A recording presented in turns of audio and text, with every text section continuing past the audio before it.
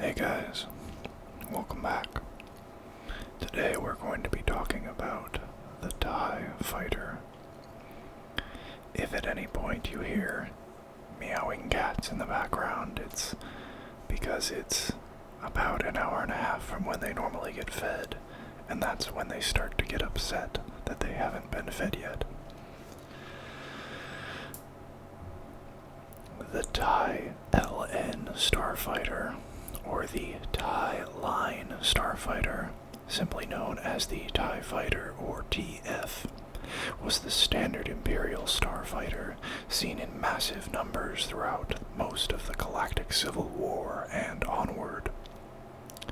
Colloquially, Rebel and New Republic pilots referred to the craft as eyeballs.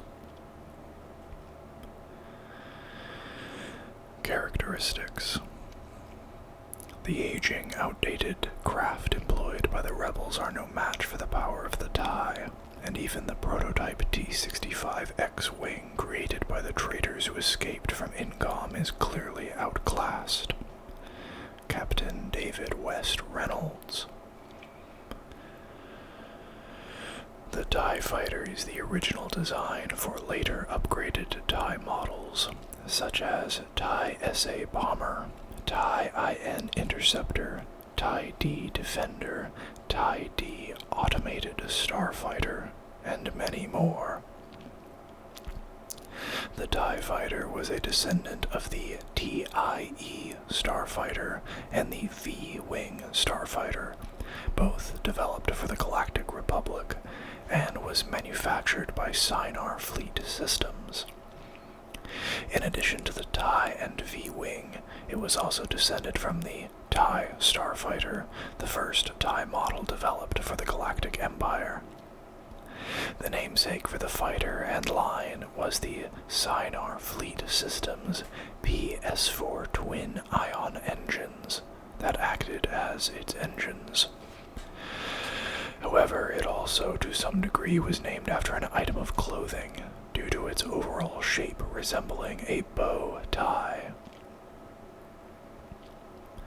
The TIE LN's engine was one of the most precisely manufactured propulsion systems in the galaxy and, with no moving parts, was low maintenance. Unlike the TIE before it, the TIE LN sported independent generators for the engine and the weapons. The lack of combat shields, hyperdrive, and life support systems, in concert with the advanced engine design, reduced the mass of the fighter and conferred exceptional maneuverability. This also made them inexpensive and quick to replace. Primary armament was a pair of LS-1 laser cannons, coupled with a powerful sensor suite. The cannons were relatively powerful, and a well-placed hit on a starfighter or medium transport could damage or destroy it. It did not carry missile tubes, but such weapons could be added if necessary. Due to the lack of life support systems, each TIE pilot had a fully sealed flight suit superior to their Rebel counterparts. The absence of a hyperdrive also rendered the fighter totally dependent on carrier ships when deployed in enemy systems. TIE LNs also lacked landing gear, another mass-reducing measure. While the ships were structurally capable of sitting on their wings, they were not designed to land or disembark their pilots without special support.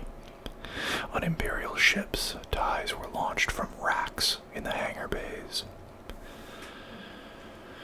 Power conduits were attached between the engine system and the solar arrays. TIEs were designed to attack in large numbers, overwhelming the enemy craft. Standard attack squadrons consisted of 12 fighters, while full attack wings were made up of 6 squadrons. The Imperials used so many that they came to be considered symbols of the Empire and its might. They were also very cheap to produce, reflecting the Imperial philosophy of quantity over quality. Contrary to popular belief, the The ships did possess ejection seats, but the nature of space warfare often resulted in pilots riding their craft down to a swift end, rather than ejecting and risking slow death by heat loss and oxygen starvation in the vacuum of space. The ejection system was more a formality than anything else.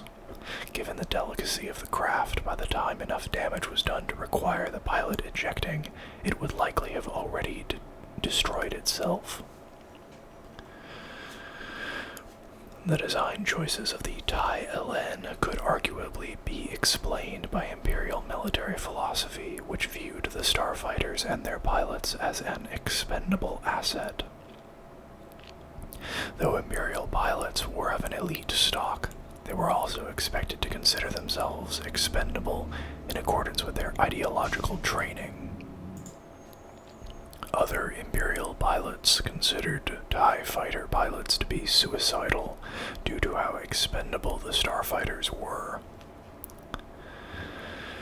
Like stormtroopers, TIE pilots had their own identification, such as DS-61-2. Excuse me, the garbage truck is making a lot of noise. The first two letters indicated the posting. The next 2 or 3 digits indicated the squadron number, and the last number indicated the pilot's ranking in the squadron.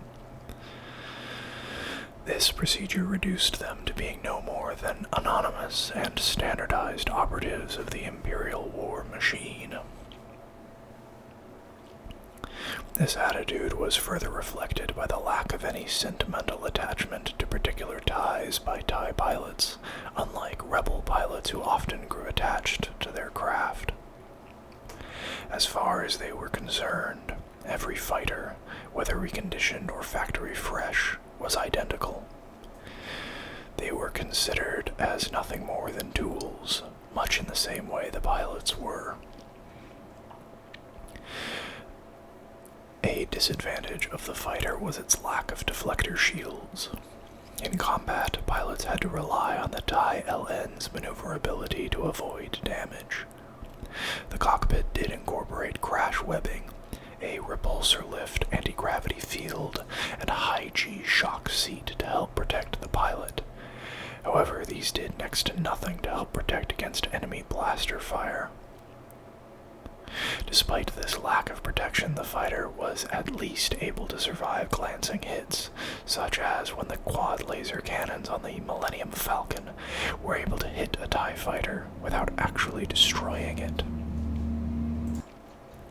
The TIE LN Starfighter's eponymous twin-ion engines are also notoriously easy to sabotage. All it takes is moving an energizer out of alignment for a TIE's recharge systems. Sorry, this is not written particularly well. All it takes is moving an energizer out of alignment for a TIE's recharge systems for them to become time bombs. The side view of a TIE LN's radiator panels curiously resemble the emblem of the Confederacy of Independent Systems, but it is not clear if the similarity was intentional. The front/rear cross-section of the fighter was designed to be small, to make it difficult to hit with blasters, but these side panels proved easy targets for flanking enemy pilots. They also hampered the fighter's ability to maneuver while in atmosphere. Due to their distinct shape, TIE LN came to be referred to occasionally as eyeballs by enemy pilots. For every TIE fighter you shoot down, 1,000 more will take its place. Baron Suntir fell. History. The basic TIE fighter was designed at some point after 22 BBY and inspired a number of other Imperial starfighters manufactured by Sinar Fleet Systems, which became collectively known as the TIE series. The TIE Line fighter was one of them and replaced the original model as the standard fleet fighter in the Empire. While the original TIE had performance parity with heavier-built X-Wings, the newer TIE LN boasted improved engines and more powerful weapons, surpassing contemporary Rebel fighters. TIEs would be used in massive numbers throughout the Galactic Civil War and would be regarded by many as a symbol of the Empire. Some TIEs fell into the hands of the Rebellion, who would sometimes use them to infiltrate Imperial facilities. Excuse me, I don't know why that tripped me up. It had been intended that the TIE LN would be replaced by the TIE Interceptor as a direct result of the T-65 X-Wing starfighter owned by the Lightspeed Panthers outperforming them in the Fei-Hu campaign, resulting in 286 destroyed TIEs. Indeed, interceptors began to see greater use around the time of the Battle of Endor, but the collapse of the Imperial government into sectionalism precluded this. As the Galactic Empire retreated, more and more factories found themselves behind New Republic lines and ceased production.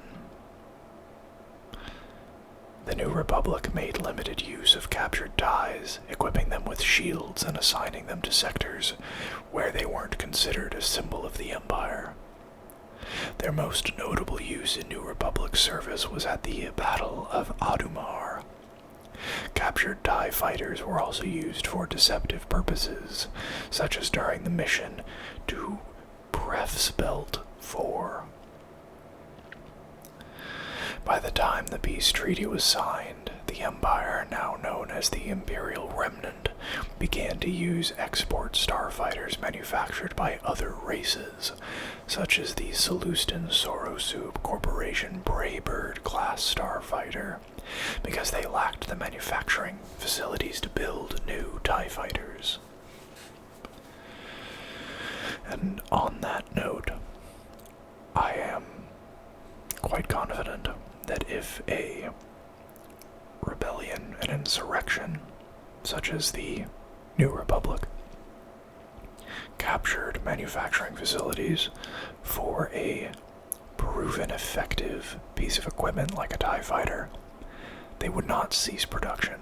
The New Republic would have them cranking out TIE fighters because their manufacturing capacity would be stunted relative to the Empire, even in retreat.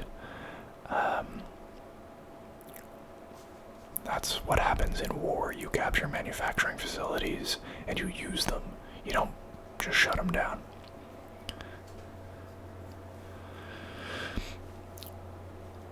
Behind the scenes. Originally meant to have a blue hull, this was abandoned when blue screen filming made the fighters transparent. The original TIE LN fighters seen in A New Hope were relatively white. The TIEs of The Empire Strikes Back and Return of the Jedi were grayer, with a bluish hue added during post-production. Rob Coleman originally considered putting TIEs into the end of Revenge of the Sith, but George Lucas decided to show Alpha 3 Nimbus-class V-Wing starfighters instead, pointing out that the Empire would have 19 years to build TIEs. Although expanded universe material and a speed chart used by the film crew of Return of the Jedi shows the speed of the TIE fighter to be equal to that of an X-Wing, A New Hope shows them overtaking X-Wings despite the latter going full throttle. In the Rogue Squadron series of video games, a TIE fighter is used as the basis for the game's sound test to test the input of the stereo surround sound. It first flies toward the player and then flies around the screen. In the 2001 video game Star Wars Galactic Battlegrounds, TIE fighters serve as the Galactic Empire's fighter unit and may be built at air bases in single-player or multiplayer. In the 2005 video game Star Wars Battlefront 2 depicts TIE fighters as having a proton torpedo launcher in addition to 2 laser cannons. However, this was most likely a game mechanic used to balance teams and gameplay. In the first edition of Star Wars the Role-Playing Game, states that the cargo capacity is 110 kilograms and the consumables last 1 day, but later sources retcon these numbers. A TIE fighter alongside a T-65 X-Wing starfighter made a brief cameo in Star Wars Episode II Attack of the Clones during Anakin and Obi-Wan's chase against Zam Wesell, where the latter vessel was chasing the former. And that has a source hyperscript there. The Star Wars Rogue Squadron 3 Rebel Strike game gave the following description concerning the TIE Fighter. The first in the series of advanced twin-ion engine starfighters, the original TIE Fighter was developed by Sinar Fleet Systems. The agile single-pilot craft had a titanium alloy hull and quadanium steel armored solar panels, but lacks a deflector shield and primary life support systems. The TIE Fighter was intended to be used as a short-range attack craft, launching from nearby Imperial installations. TIE Fighters typically attack in swarms to overwhelm their opponents. And that is, in fact, the end of this article. So what we're going to do is we're going to go back up here, and I am going to click on this link for the TIE Starfighter, because I am curious as to what that is.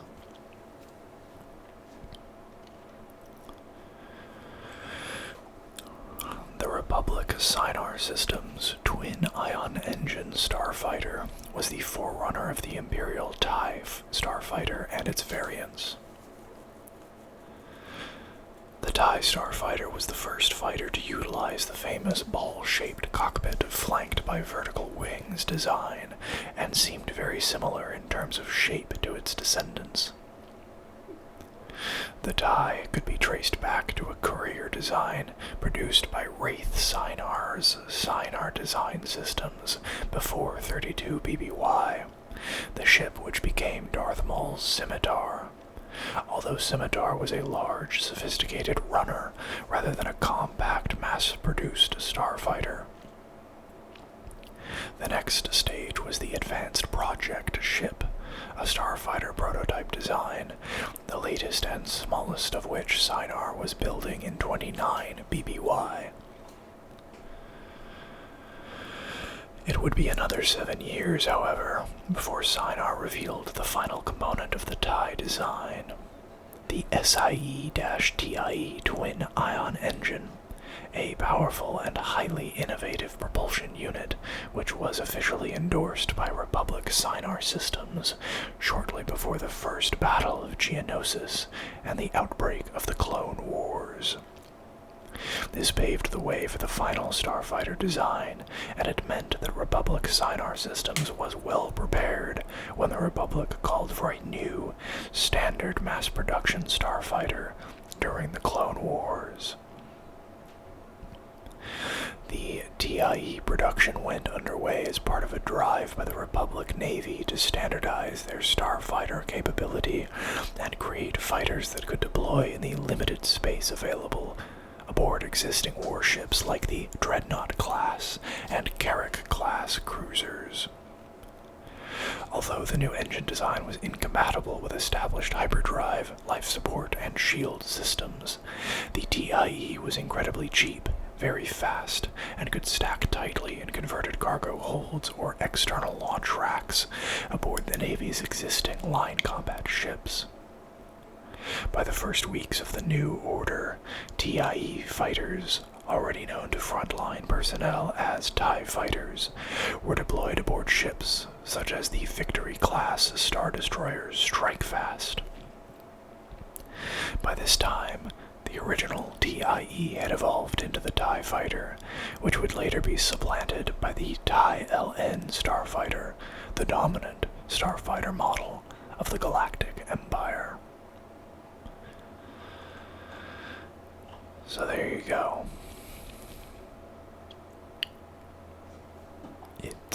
it is connected to Darth Maul's ship. And I like the in-universe speculation as to whether or not the design of the TIE Fighter's wings resembling the Confederacy logo was deliberate. I personally suspect it's because George Lucas is a hack and didn't have a clue what he was doing with the prequels, and so he said, hey, that's recognizable as the bad guys, we'll just use that. Whatever.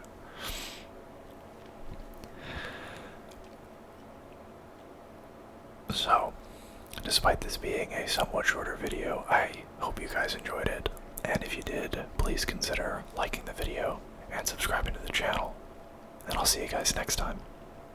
Bye-bye.